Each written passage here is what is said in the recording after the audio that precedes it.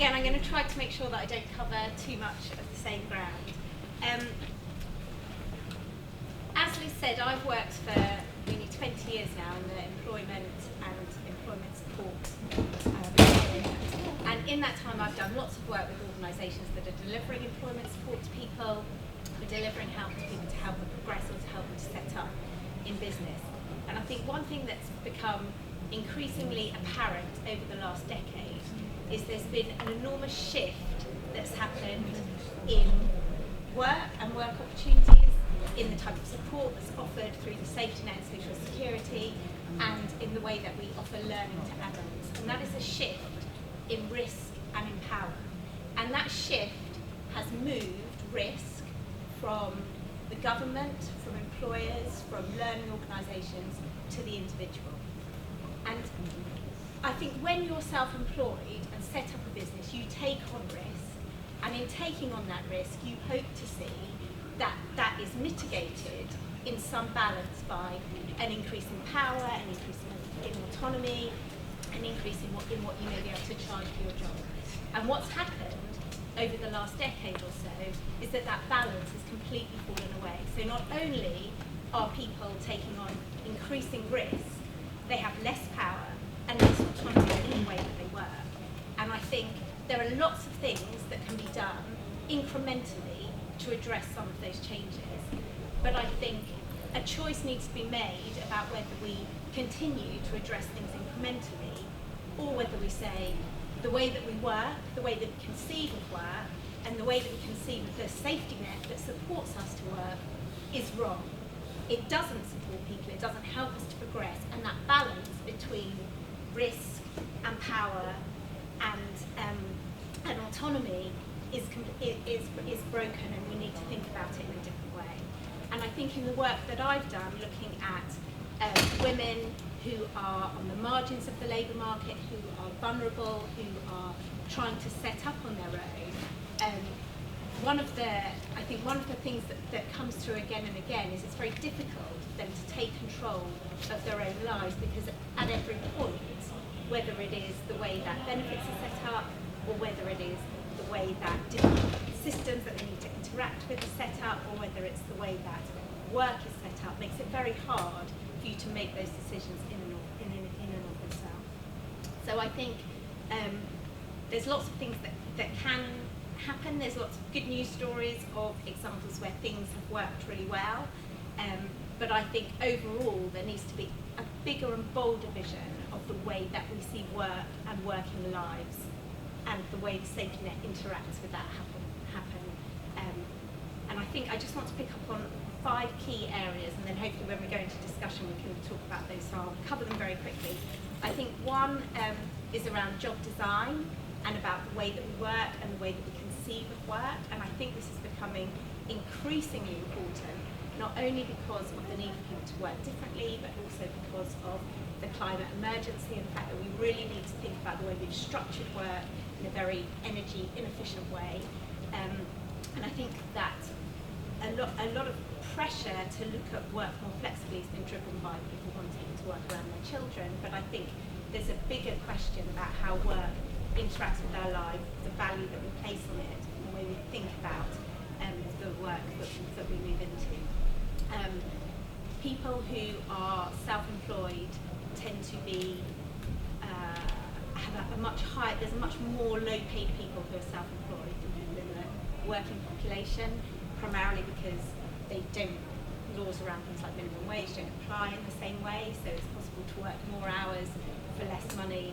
And if you are self-employed and low-paid, the best way to increase your earnings currently is to go and get a job, rather than to stay in that job and grow the job. The support don't sit around working for yourself or in a small organisation. The progression routes aren't the same. The structures that are set up to support work aren't the same. And I was pick up on what Ruby said about the way that people have access to those kind of supports to help them grow what they do and their own businesses. The second thing, and I think one of the areas that's really important when we talk about women in work, women in small businesses, is the safety net, because there's I think often a tendency when we talk about work, and I'm really pleased Ruby talked about the role of universal credit, to talk about work as being separate to social security. And I think as soon as that separation happens, women become disadvantaged in the conversation, because women generally are far more reliant on that safety net in order to be able to work and in order to be able to progress.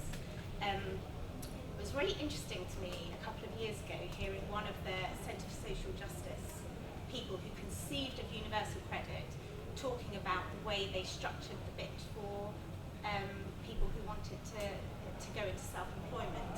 And the value system that sat behind that was to catch out people who were doing the double, who were working and claiming.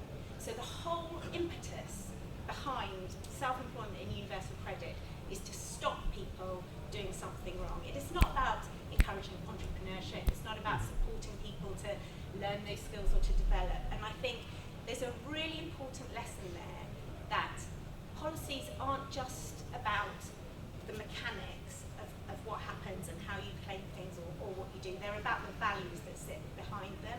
And I think a lot of the issues around self-employment and universal credit, some of which Ruby's pulled up, come from the fact that universal credit was never designed to support entrepreneurship. It was never designed to support people to move into unemployment and to thrive. It was designed to stop those people who were working and claiming, and that's why we have the issue that we do. And without a strong safety net, we can't have mobility in the labour market, we can't have people taking risks, and we can't make sure that women are on a level playing field when it comes to moving into work.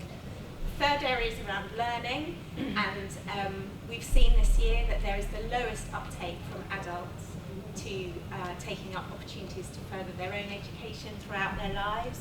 Again, the implications for this in terms of earning impact far more highly on those who've left school with the lowest levels of qualifications. The impacts are much more strongly felt by people who have needs of basic skills or of needs for additional language. Further education is rarely talked about in the same way that higher education or apprenticeships are talked about. Apprenticeships are far less easy for people to take part in if they're part-time, if they're flexible, if they're women. And the last sort of area, two areas I'll sneak in, that I think one is around networks and the importance of networks, and the Fabian Women's Network, the Fabian Women's Mentoring Scheme has been fabulous, and anyone who hasn't applied to be on it, who's a woman, I would encourage to apply. But I think there's a really important question about how do we develop those networks amongst low-earning women who are maybe isolated, working on their own, working some way from places. And that really links into the question around social infrastructure, which has really been increasingly lost over the last decade.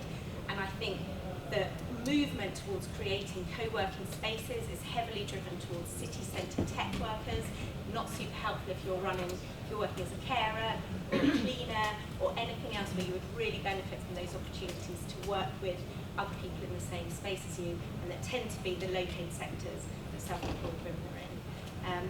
So I think I would lead by saying or finish by saying the way we need to get this done is to change the people who we talk to about work, and people who are moving into self-employment. We need to talk not only to people who are currently working in those sectors, people who are failing to work in those sectors because they can't find work or can't find the work they want, and also to frontline workers who are working to support people either into work or to set up their businesses and are very aware of all of the issues that come up in that